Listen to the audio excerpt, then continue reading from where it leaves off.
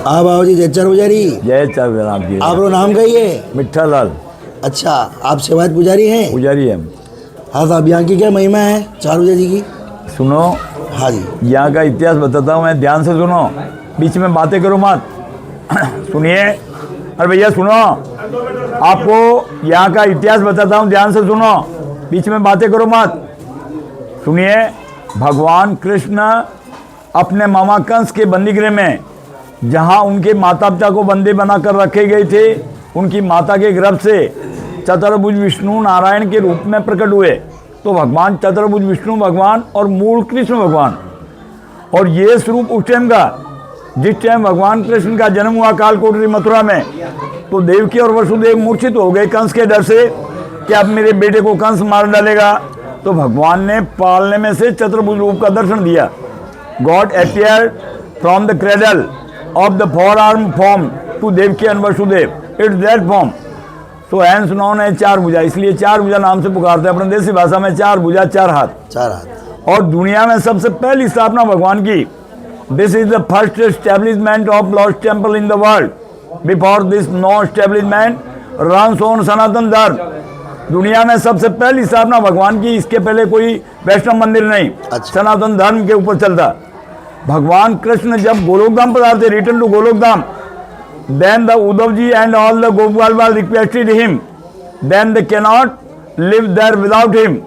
भगवान कृष्ण जब गोलोकधाम पधारते, उस टाइम उद्धव जी गोपालवाल जो उनके सखा थे, उन्होंने कहा कि हम आपके बगैर यहाँ नहीं रह सकते। तो भगवान ने विश्वकर्मा जी को आदेश देकर भगवान का प्रतिमा बनवाया। विश्वकर्मा जी ने प्रतिमा तैयार करके पांडवों को दिया। This idol was made by Vishwakarma ji on order of lord Krishna. भगवान कृष्ण ने विश्वकर्मा जी को ऑर्डर देके विश्वकर्मा जी से मूर्ति बनवाया, और विश्वकर्मा जी ने मूर्ति तैयार करके पांडवों को दिया। पांडवों ने एग्जाइल, अज्ञातवास या निकाला महाभारत काल में।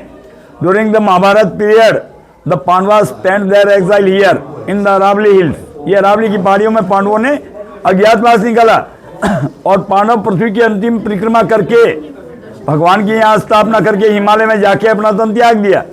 इस बात को करीब 5500 साल होने को है ठाकुर जी की स्थापना को। और where where Pandava when they took the idol with them, where where they stopped they kept it there. जहाँ जहाँ पांडव जाते, मूर्ति को साथ में लेके जाते, पृथ्वी का परिक्रमा किया तब, और जहाँ रुकते वहाँ बिठा देते। एट लास्ट इधर आए, यहाँ बिठा के यहाँ स्थापना करके हिमालय में जाके अपना तन त्याग दिया। Gave up their bodies there. इस बात को it's been about 5500 years since this happen. इस बात को करीब 5500 साल होने को है ठाकुर जी की स्थापना को। और यहाँ का नियम है, lord is adorn and twice a day, aarti done 5 time and different prasad offer to him. Thakur ji को 2 टाइम श्रृंगार, 5 टाइम आरती, और 5 टाइम साथ में अलग अलग प्रसाद का भोग लगाया जाता है। और भोग लगा के यात्रियों में बांट दिया जाता है प्रसाद। न मूल बिकता, न बैठ के जिमाना का सिस्टम यहाँ नहीं है। और करीब 35,000 रुपया डेली का खर्च होता है भोग सामग्री के लिए। Daily expenditure for bhog is about 35,000। हमारे यहाँ 500 घर है पुजारियों के, तो everyone gets number of worshipping for a month. एक एक महीने का बारी बारी से ओस रहता है। और जो भी भेंट पूजा यात्रियों द्वारा चलाई जाती है पुजारी को मिलती है। और प्रीस्ट हैड टू पे all the expenses of the temple. जो भी मंदिर का खर्चा वो पुजारी वहन करता है। इसलिए मेरे पास रसीद बुक रखा है, तो आप भी पधारे हुए हैं, छोटी बड़ी रसीद कटवाकर इस सेवा के सहभागी बने। और सुनो, यहाँ साल में 2 मेले पड़ते हैं। एक तो जल जुलनी 11, भादवा सुदी 11 को जुलनी का मेला पड़ता है। उसमें ठाकुर जी को यहाँ से 1 किलोमीटर लंबा दूध तलाई वहाँ ले जाया जाता है शाही लवाजमे के साथ, जिसमें पुजारियों के हाथ में, किसी के हाथ में बंदूक, किसी के हाथ में तलवार, किसी के हाथ में छड़ी और हाथी घोड़ा सहित वहाँ ले जाया जाता है। और वहाँ दूल्हा के वापस रिटर्न आते हैं 5 बजे इधर।